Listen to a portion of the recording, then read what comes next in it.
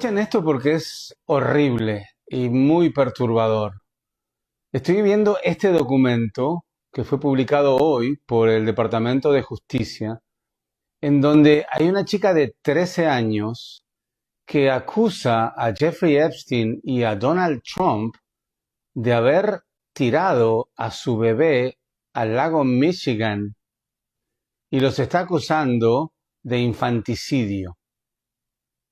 Esta es una declaración oficial del FBI y déjenme que les cuento un poquito los detalles porque la verdad que es escalofriante.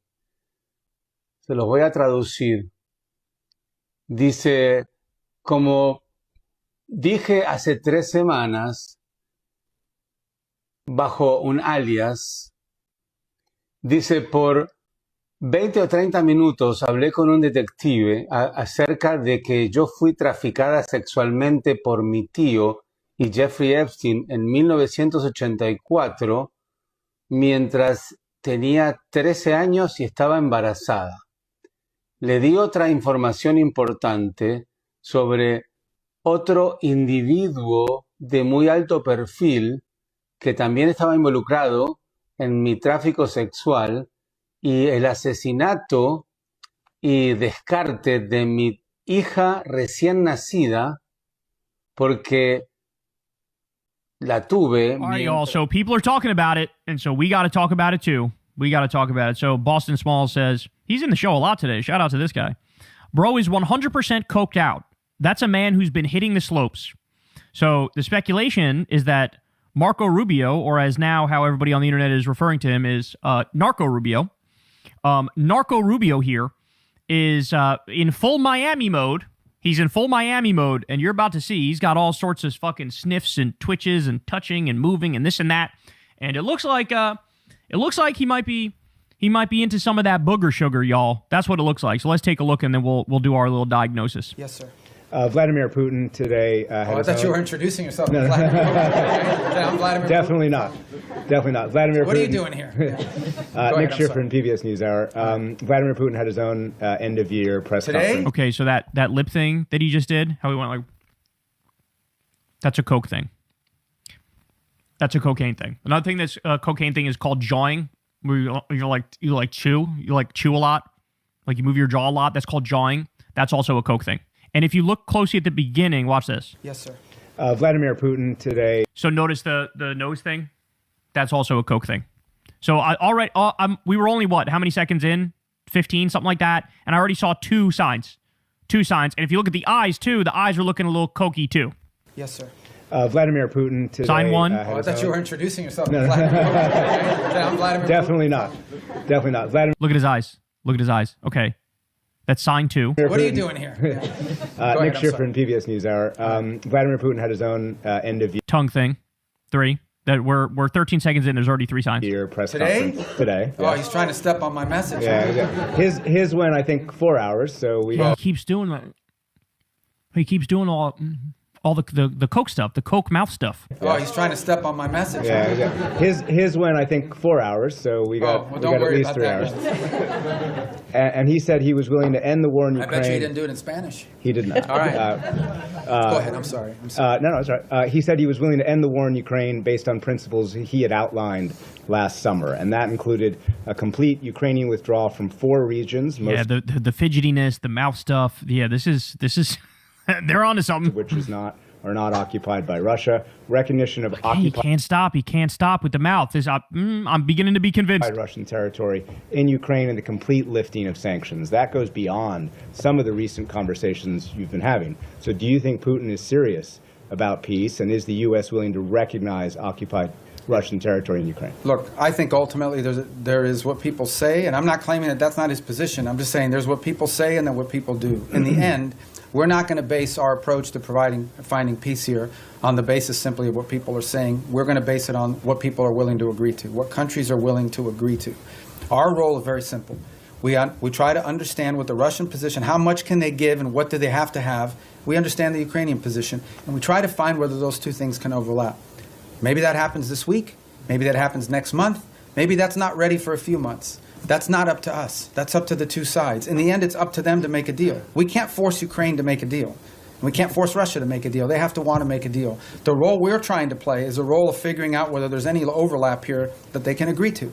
And that's what we've invested a lot of time and energy and continue to do so.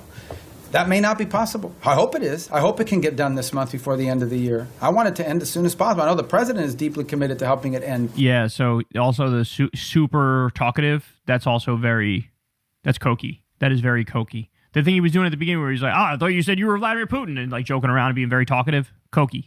I know this, though. We're the only ones that can do it. If we were not involved, no one would be talking to both sides. I don't know, man. Y'all tell me. I will say the one thing that was missing to get me to actually pound the gavel is something that we saw in a debate between Trump and Hillary back in 2016. Do you guys remember this? There was a debate where Trump could not stop sniffing. He was doing that the whole debate. In fact, here, I'm going to play it for you. Watch this. Notice there are no repeats. Each clip is timestamped. View the video description for a link to the source video. So this is all the sniffs, and none of these are repeats. Here we go. This is a super giveaway of Coke. The touching the nose and that is a super giveaway of Coke, because it feels like there's a drip, like you're about to like have stuff drip out of your nose any minute after you do Coke, and so you try to keep it in there, and you're also touching your nose all the time like this. You're jawing a little bit. You're doing. Esta noche, lo que están a punto de escuchar cambiará todo lo que creían saber sobre la crisis más peligrosa que enfrenta el mundo occidental en las últimas décadas. 30 minutos. Solo 30 minutos fue todo lo que necesitó Vladimir Putin para sacudir los cimientos de la seguridad europea. 30 minutos que hicieron sonar todas las alarmas en Bruselas, Washington, Londres y Berlín.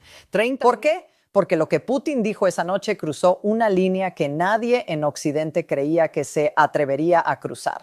Una línea tan fundamental que su violación podría significar el fin de la alianza militar que ganó la Guerra Fría. Pero aquí está lo que realmente importa, lo que los analistas políticos no están diciendo en televisión, lo que los diplomáticos susurran en pasillos cerrados. El ultimátum de 30 días que Putin anunció no es realmente sobre las demandas que expresó. Es una prueba calculada, metódica y absolutamente despiadada para descubrir si la OTAN es lo que dice ser o simplemente un castillo de naipes esperando a que alguien sople lo suficientemente fuerte. Porque está generando una tormenta política sin precedentes en Washington. Más de 120 miembros del Congreso de los Estados Unidos han declarado públicamente que el presidente en funciones, Donald Trump, no debería terminar su mandato. Y no estamos hablando de rumores ni exageraciones mediáticas. Se trata de legisladores electos que abiertamente están pidiendo su renuncia, su destitución e incluso que se le aplique la 25ª enmienda de la Constitución. Reports today of major advancements for the Russian forces and breaking through what's left of the Ukrainian army. Breakthrough spots are being reported, frankly, all over the place. Someone who predicted this would happen is Colonel Douglas Macgregor. In fact, a few days ago, wrote a new piece, so he put it down in print and said this, quote, "Today, more than 100,000 Russian troops are conducting offensive operations along the Lyman-Kupiansk axis. These forces include 900 tanks, 555 artillery systems, 370 multiple rocket launchers. It doesn't take much imagination to anticipate the breakthrough of these forces to the north, where they can then encircle Kharkiv." McGregor joins us now. So it appears, Colonel, that you were spot on looking into your crystal ball a few days ago. This amassing of forces appears that these breakthroughs have been happening over the past 24 hours in multiple spots. Not a surprise to you, though. No, but I think all of this is pointing to a series of developments that we now have to look at carefully. There's a story we tell ourselves about the way the world works, specifically about the way the Western alliance works, that is so ingrained it feels less like international relations and more like physics. It is the story of the quiet neighbor, the story of the reliable, polite, perhaps slightly under-equipped but always willing partner to the north. If you look at the history of the North American continent since the War of 1812, the assumption has always been that when the United States pivots, Canada pivots. When NATO calls, Canada answers. Maybe they answer a little late. Maybe they answer with a little less money than everyone in Washington or Brussels would strictly prefer. But they answer. They are the bedrock, the boring, stable, reliable bedrock of the transatlantic alliance. You do not worry about Canada.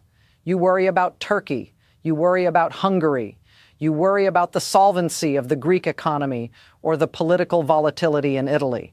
But you do not worry about Canada, because Canada is just there, unassuming, aligned, until they are not. And that is why what just happened in Ottawa is not just a ripple in the news cycle. It is a genuine geopolitical earthquake that has left people in the Pentagon and in the headquarters of NATO in Brussels staring at their phones in genuine disbelief. It is the kind of... Atención a esto, porque vamos a ver cómo va a reaccionar Donald Trump después del contundente mensaje que le enviaron China, Rusia, Irán, Corea del Norte a los Estados Unidos. Le van a meter su tate quieto a Donald Trump, donde siga actuando como un criminal internacional, como un juez.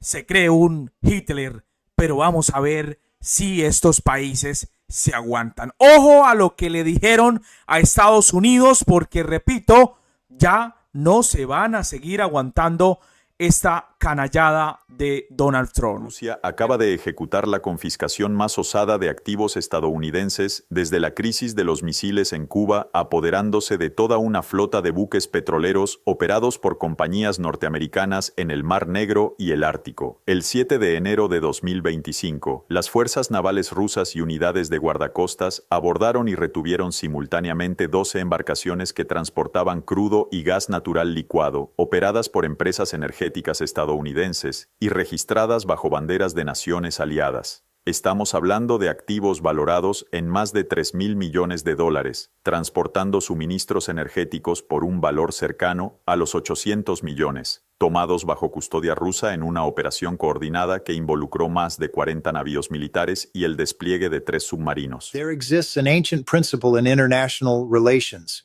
You cannot dismantle the security agreements that hold a continent together without preparing for the consequences. For 33 years, since 1991, the West ignored this fundamental rule.